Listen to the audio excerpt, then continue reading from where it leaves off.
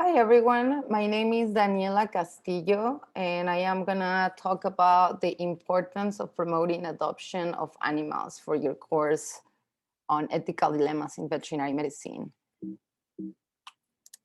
Well, the content of this presentation, I'm gonna talk briefly about my background, about a new perspective on animals as individuals, and just a reminder of the 5 freedoms. I want to talk about a personal story and a review of shelters in the USA, of breeders in the USA, and then finally the importance of promoting adoption and what else I think needs to be done. Well, my background, I graduated from veterinary school in Mexico in 2008. I am originally from Oaxaca City in Oaxaca State in the south of Mexico. And I studied a master's degree in wildlife conservation in Sydney, Australia in 2011. After that, I volunteered at San Francisco Wildlife Rehabilitation in Quincy, Florida. For about 2 years, I volunteer work, and then I was the director in charge. And then I started a process to for the accreditation of my license in the US through the AVMA's Educational Commission for Veterinary for the foreign graduates. And I was done in 2016, where I started practicing in California. I started with emergency, then I went for private practice for about only 6 months each, and then I ended in shelter medicine, where I'm the most passionate about. I'm sorry for that. Currently, I do have my own corporation, and I work as a contractor for different nonprofit organizations doing high volume, high quality spay neuter surgeries. I've been doing this for about the last 4 to 5 years, and I also have my own mixed species house call veterinary service in North LA. I see mostly rescued animals and farm sanctuary animals, and I help for free wild animals if people contact me. I'm also part of the board of director of different organizations, mostly animal rights organizations.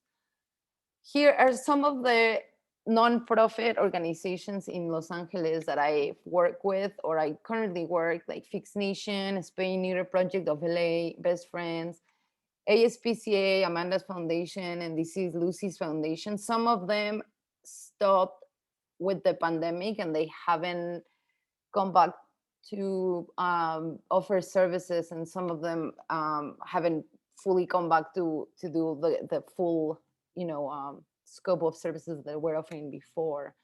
Here we can see this is a TNR operation. This is at Fix Nation, and they do mostly what they're considered community or feral cats. If people bring cats trapped in these cages or traps, the surgery is for free, and they only pay extras like antibiotic injections and vaccines, etc.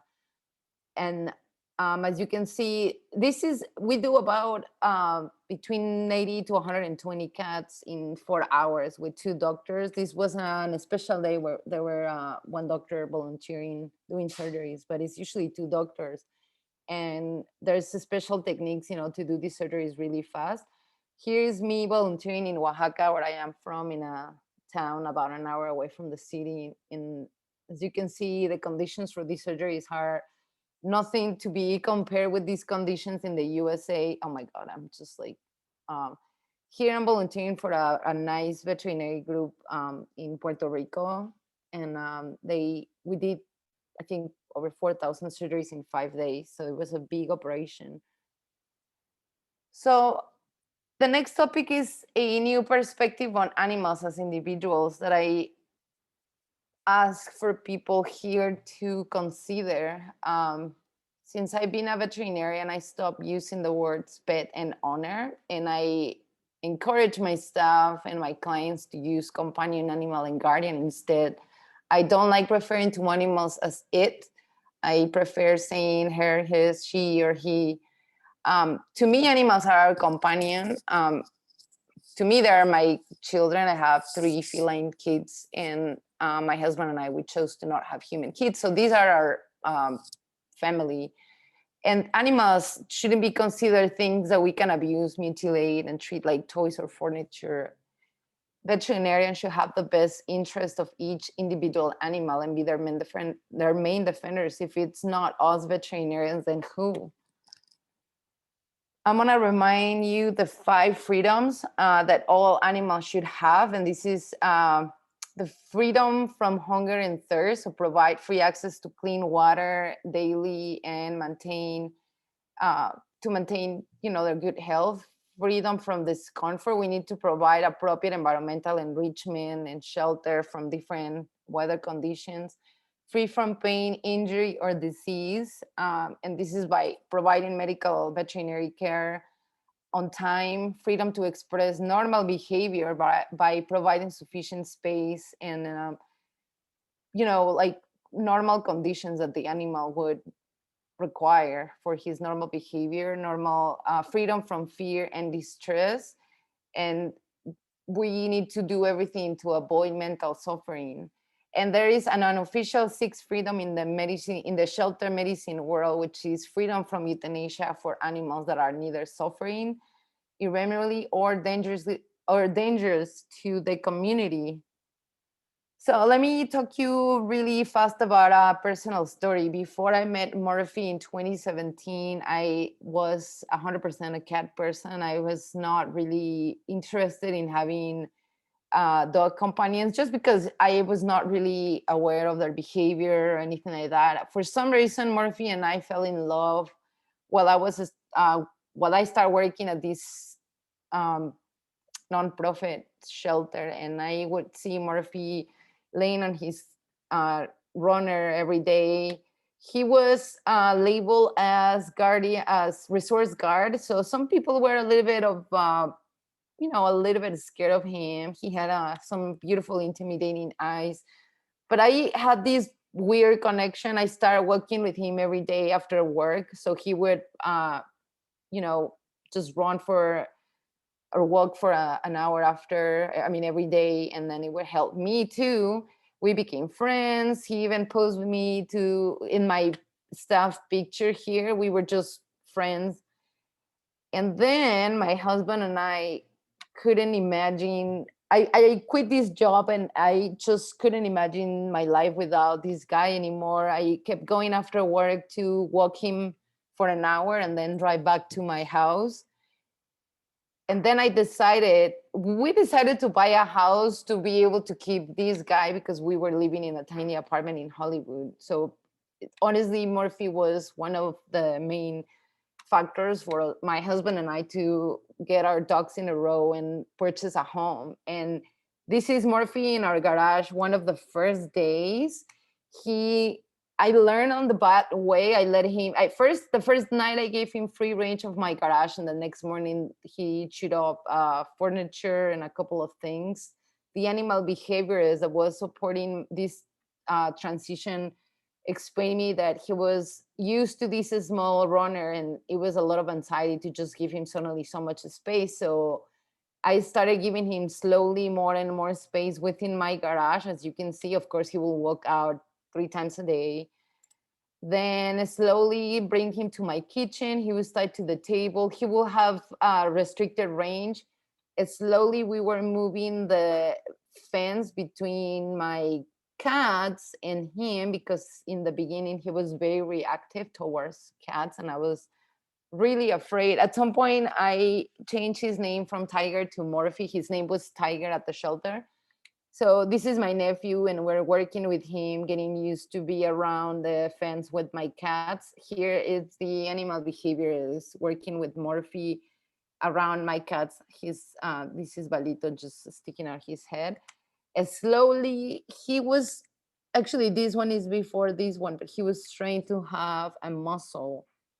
And after that, um, being around my cats without being reactive or trying to do anything with them. And slowly, he went from being completely away from my cats to basically sleeping next to each other, and that he never showed any, reactive behavior against them. He was he became the perfect companion, very friendly with everybody, every single animal and person. Unfortunately, we lost him last year due to a very aggressive form of lymphoma, and here is on his last days getting acupuncture. And here's Balito, my cat, just being around him. And this was one of the most difficult times in our lives. And I learned so much from Murphy. So a quick overview of shelters in the US. Currently, there's no government institution or animal organization that is actually taking statistics of the animal protection movement, of how many animals come in and out. There's estimates from the ASPCA and the Association of Pets. Currently, while we have decreased the amount of dogs that we euthanize in shelters, this is from 2021. Apparently, we still take in 3.3 million of dogs each year, and we euthanize approximately 670,000. This is about 20%, which is still a high number in my opinion. One of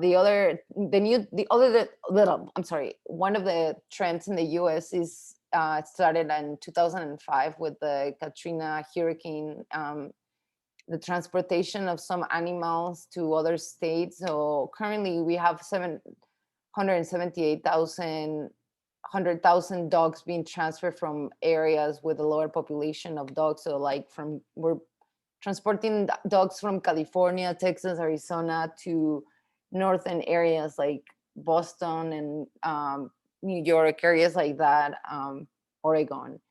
This is the shelter where I used to work a few months ago, and this was my daily walk, just seeing these dogs there, always there.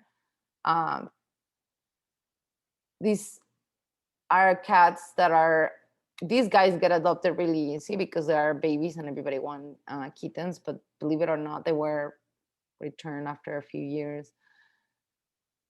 So the overview of breeders and puppy mills, there's no better compile of information than this website that is called Bailing Out Benji. This was started in 2011, I believe, after a woman in Iowa find out where her puppy was really coming from horrible conditions in a puppy mill. So she started this database of all these puppy mills and maps. This map is showing the USDA breeders and brokers. As you can see, I'm going to show you an example, like these 3 states that are with the most puppy mills. So Iowa, for example, Iowa had 240.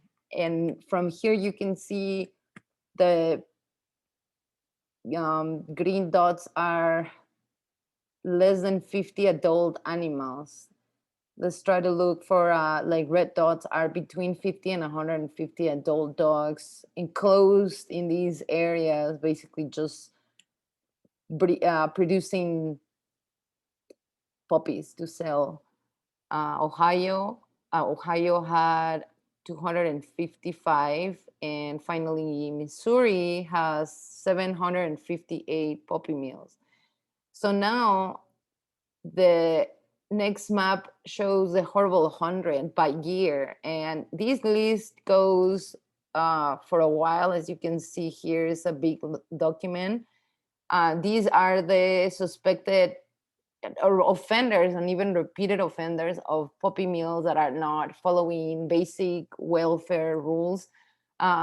This document in that website is showing why are they called the horrible 100, and basically they just don't follow basic welfare rules, and they have animals in these conditions. So they don't recommend anybody to support any of these breeders and puppy mills. So in that, I explain why or how the shelters are looking in the puppy mill, because to me it doesn't make sense that we're killing animals and at the same time we're supporting people to produce animals and not have them in good conditions. So the importance of promoting adoption to me is looking at this picture, and we're seeing animals that first of all might have some genetic conditions that are these breeders and purebred dogs.